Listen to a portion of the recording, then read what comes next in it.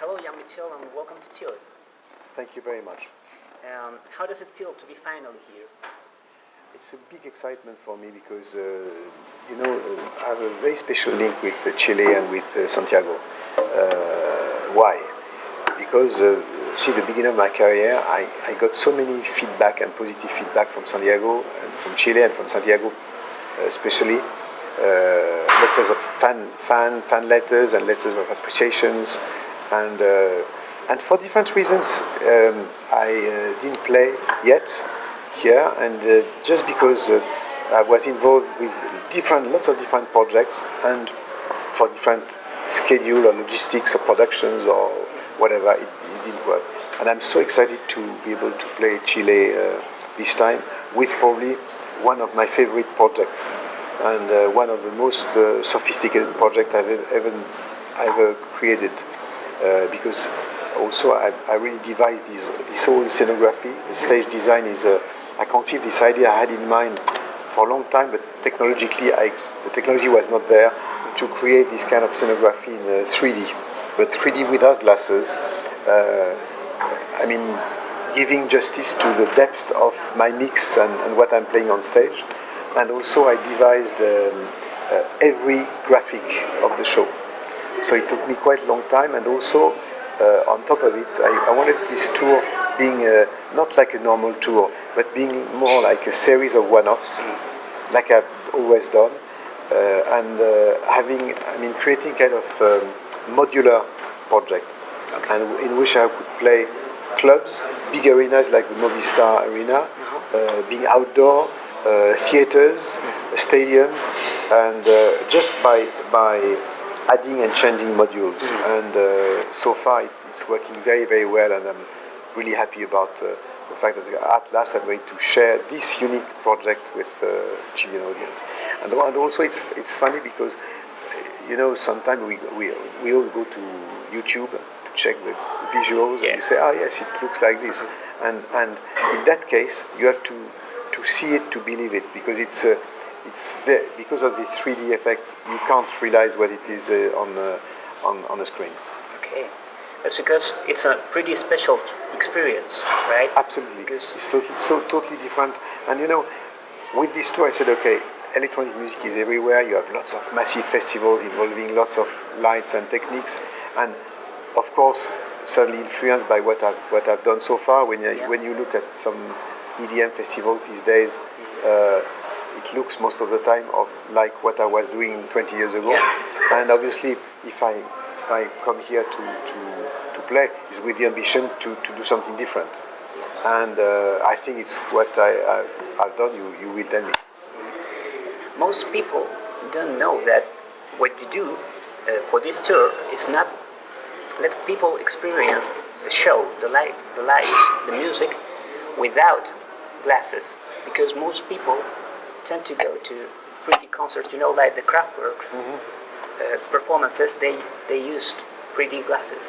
So can you explain us a little bit, where did you get the idea, how to make this, and what does it mean to you to make the people feel comfortable with this? So first of all, this idea came along to having 3D without glasses, because I hate 3D with glasses. It makes me headaches, and I'm able to pay more to watch a movie in 2D than 3D when I have the choice. And I think that 3D with glasses is the dark age of 3D.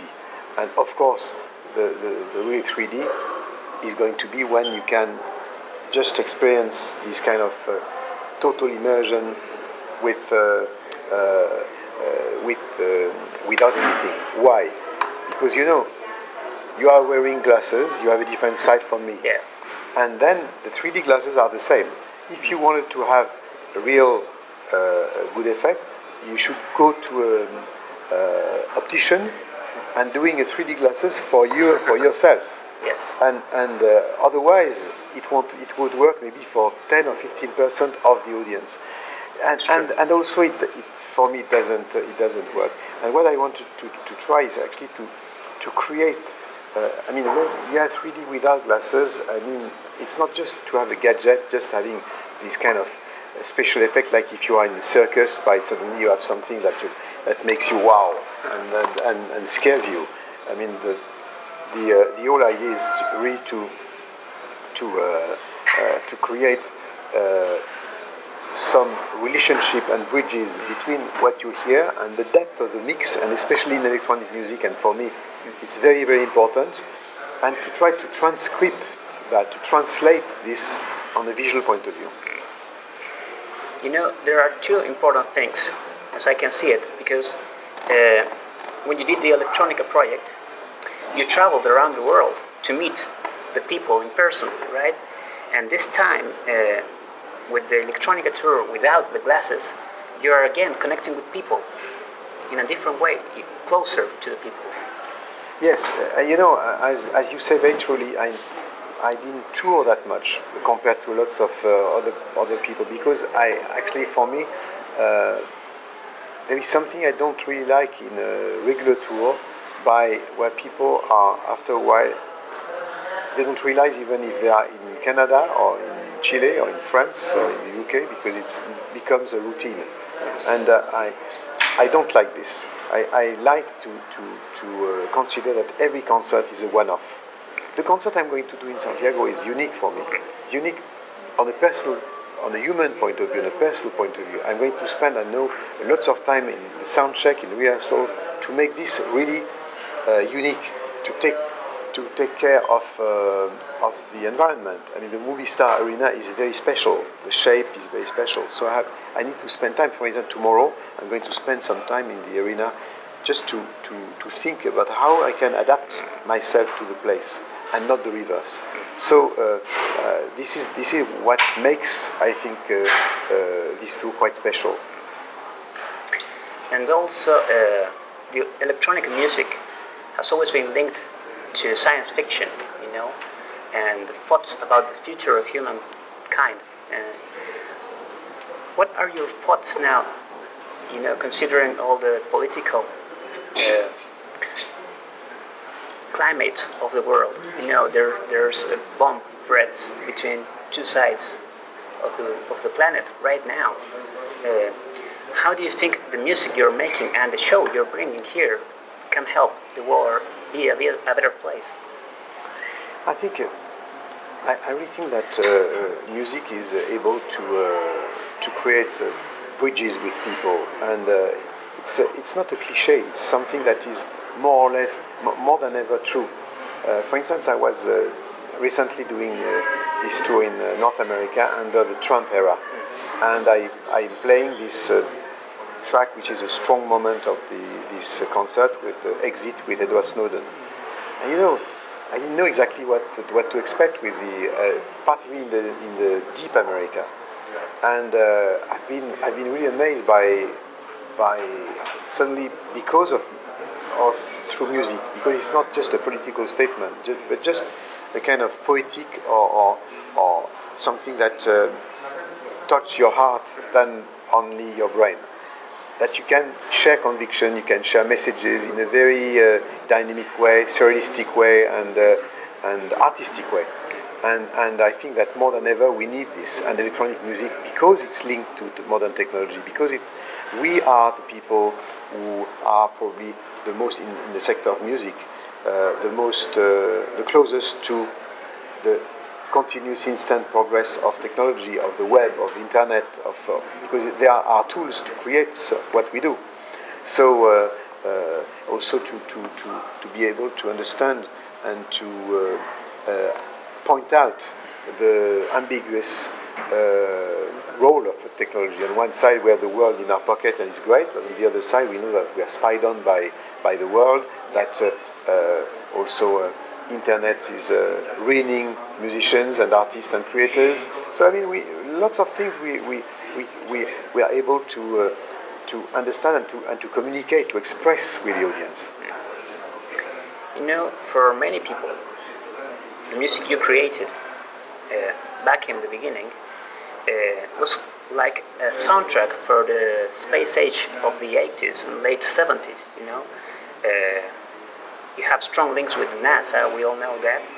And is the future we're living now, because 2017 looked like way long before Is this something like what you thought it might be? You know, in the past, it looked like.